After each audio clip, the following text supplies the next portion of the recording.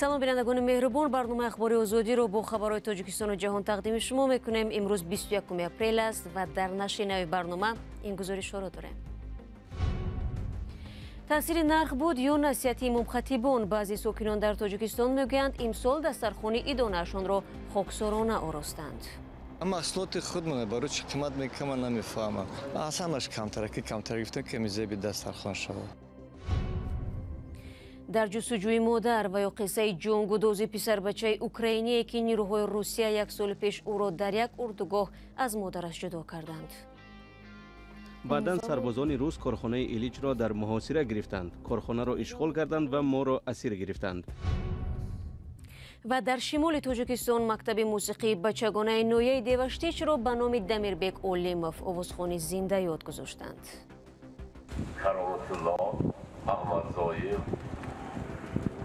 дамирбек ҳамино 33 вафот карданд. рӯзи 21 апрел мусулмонони ҷаҳон аз поёни моҳи шарифи рамазон ва иди саиди фитр ҷашн гирифтанд. таҷлили иди фитр дар тоҷикистон чун ҳамеша бо намози ид оғоз ёфт.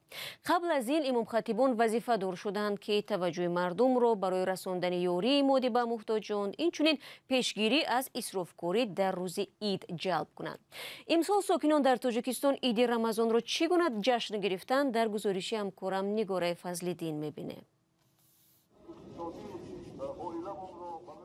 масҷиди марказии шаҳри Хуҷанд. намозгузорон субҳи 21 апрел барои адои намози фитр ин ҷо омаданд. пас аз намоз сокинон тибқи анъана ба манзилҳои пайвандону дӯстони азодорашон рафта ба ҳаққи гузаштагон дуо мекунанд.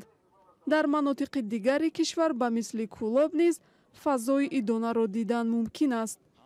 Фаридун Холов ҳоло дар Душанбе аст, вале барои фотиҳахонӣ ба деҳааш рафтанист. мо аслан аз деҳа ки ҳастем баъди иди ҳар бо мақсад ба деҳа ният дорем ки мақсад деҳа рафта сари манзил ҳақ гузаштаги падару модар дуои фотиҳа кунем. ба фарқ аз рӯзҳои дигар имрӯз кӯчаҳои Душанбе камодам аст. маъмулан дар арафаи идҳо бархе сокинон берун аз маркази шаҳр назди хонаводаҳои худ мераванд. сокинон аз болоравии нархҳо дар бозорҳо шикоят мекунанд ва мегӯянд тавони хариди ҳама чизро надоранд. вале Хуршед Шокиров роҳи ҳалро дар таҳияи суфраи хурд ёфтааст. мисол мевагӣ қимат буде, албатта мевагӣ. ҳам маҳсулоти худмона барои чӣ қимат мекунам ман намефаҳмам. аслан ҳамаш камтара ки камтар гифтан ки мизеби дастархон шавад. имсол моҳи Рамазон дар Тоҷикистон рӯзи 23 март оғоз шуда буд. дар рӯзи иди Рамазон солҳо боз дар Тоҷикистон истироҳати расмӣ эълон мешавад. дар ин рӯз сокинон барои адои намоз ба масҷид рафта, сипас барои зиёрати қабри гузаштагону аёдати хешутабор мераванд. суҳбати баъдии мо низ марбут ба расму русуми динӣ ва озодиҳои мазҳабист. Нозило Қонеъ, гузоришгари виҷаи Созмони Милали Муттаҳид мегӯяд, дар Тоҷикистон озодии дину эътиқод дар ҳадди муайян вуҷуд дорад. хонум Нозило тӯли 10 рӯз бо ҳадафи арзёбии вазъи озодиҳои динӣ дар Тоҷикистон қарор дошт ва дар поёни сафараш рӯзи 20 апрел радиои Озодӣ бо ӯ суҳбате анҷом дод ки пораеро ҳамроҳ мебинем. озодии дину эътиқод дар Тоҷикистон дар доираи муайяне ки дар сарқонун навишта шудааст дар ҳадди муайян риоя мешавад, лекин ин доира хеле маҳдуд ва танзим шудааст. дар рафти суҳбат бо намояндагони мақомот онҳо аксаран дар масъалаи дину эътиқод ҳамчун озодии фардӣ ё хусусӣ суҳбат мекарданд. хусусан дар масъалаи иҷро кардани фаризаҳои динӣ дар якҷоягӣ бо дигарон дахл дорад ки боиси нигаронии ман аст. дар гузориши пешакии худ ман инро зикр намудам ки ин ҳолат дар ҷанбаҳои гуногуни ҳаёти ҷамъиятӣ таъсир мерасонад. дар мулоқот бо намояндагони ҷомеаи шаҳрвандӣ онҳо атрофи чӣ масъалаҳо бо шумо суҳбат карданд? чӣ паёме доштанд ба шумо?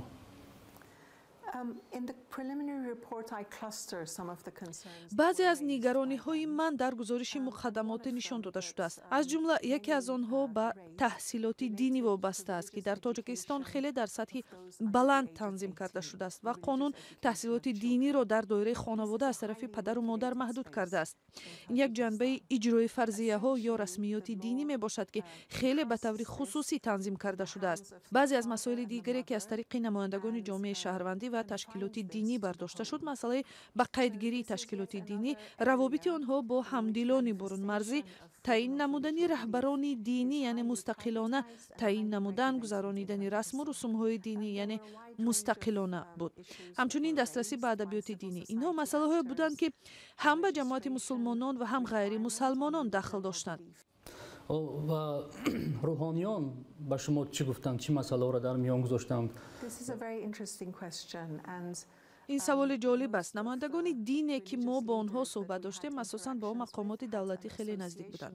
مسئله که ما با آنها صحبت داشتیم در اطراف آن بود که آیا ما میتوانیم امام خطیبان را کارمندان دولتی اعتراف کنیم، چون که آنها از دولت معاش میگیرند و آنها متن خطبه را برای نماز جمعه از جانب مقامات میگیرند. جواب این بود که آنها نمایندگان مقامات دولتی یا که خدمتچیان دولتی حساب نمیشوند و این کار را آنها به طور اختیاری یعنی امامتی را انجام میدهند و غیر از این آنها با دیگر کار نیز مشغول هستند و مبلغی که آنها میگیرند کلان نیست و آن یک مبلغ رمزی است. بعضی کارشناسان بارها تاکید کردند که مقامات تاجیکستان با بهانه مبارزه با اکستریمیسم، تروریسم و گروه‌های افراطی آزادی‌های دینی را تا جای محدود کردند. شما در این باره چی نظر دارید؟ من این مسئله را در گزارش پیشکیم درج نمودم و به طور مفصل در گزارش نهایی خودم هم آن را میگویم. گفتنی هستم که بعضی نگرانی‌های معین در این بخش هستند. در مسئله اجرایش فریضه‌های دینی، مفهوم‌های بسیار وسیع و نامعین اکستریمیسم و تروریسم به محدود کنی آزادی‌های دین و وجدان آورده می‌رسانند. بینندگان عزیز، شکل مفصل این صحبت به زودی در وبسایت و همین کانال ما در یوتیوب و دیگر صفحه های رادیو آزادی در شبکه‌های اجتماعی نشر می شود.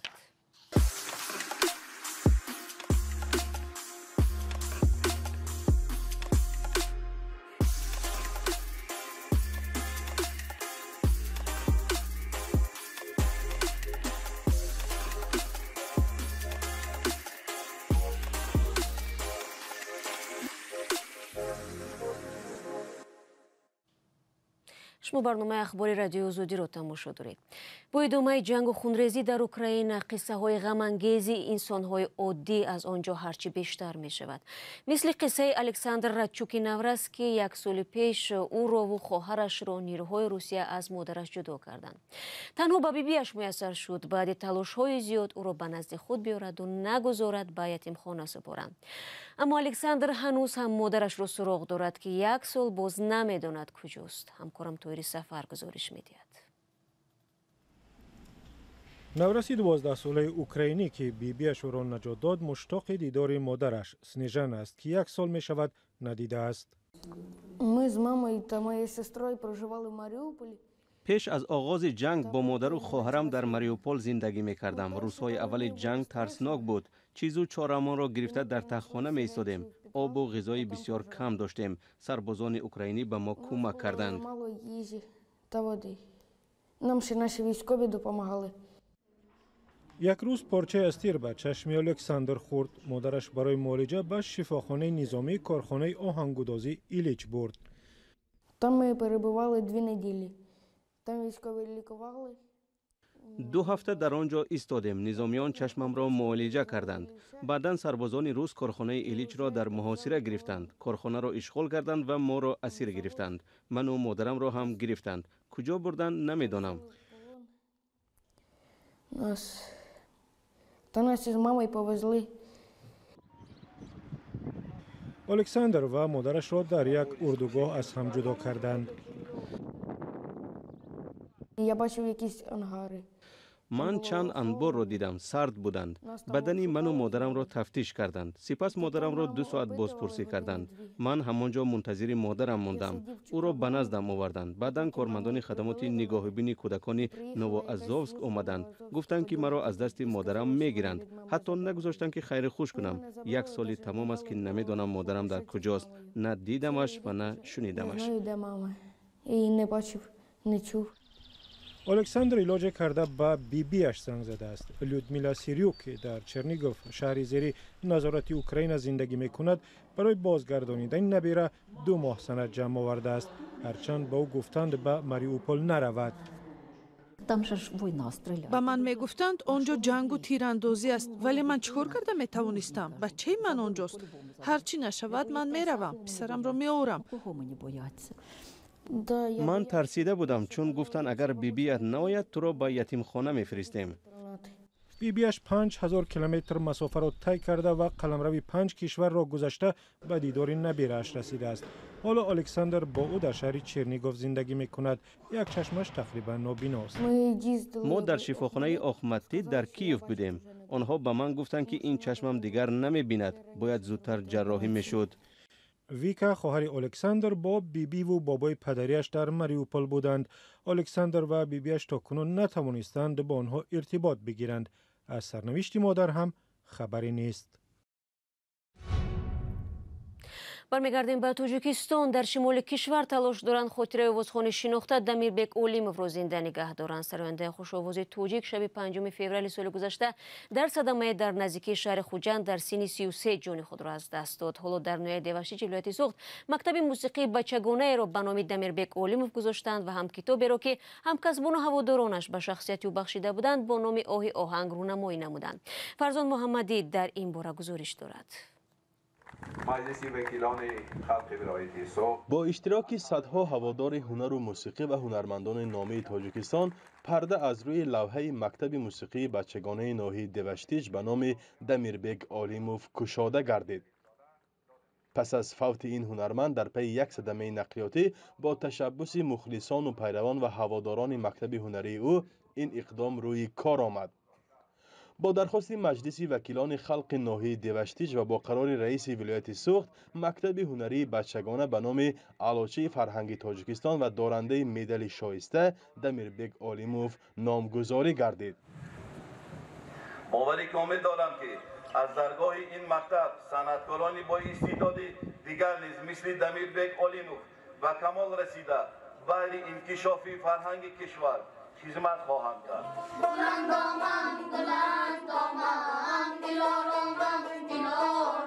چندی از محصلین این مکتب موسیقی عزم دارند سرودهای دمیربک را بازخوانی کنند و آن را دیگر باره به هوادارانش تقدیم نموده به آن پیروی سازند. جورابک مرادوف هنرمند خلقی اتحاد شوروی در این مراسم گفت که شاگردش دمیربک آلیموف در عمر کوتاه هنریش صاحب مکتب گردید. جوانمرد شد. صد افسوس عیسی پیغمبر، کرامت الله، احمد ظاهر، دمیربک همینا 33 بار وفات کردند.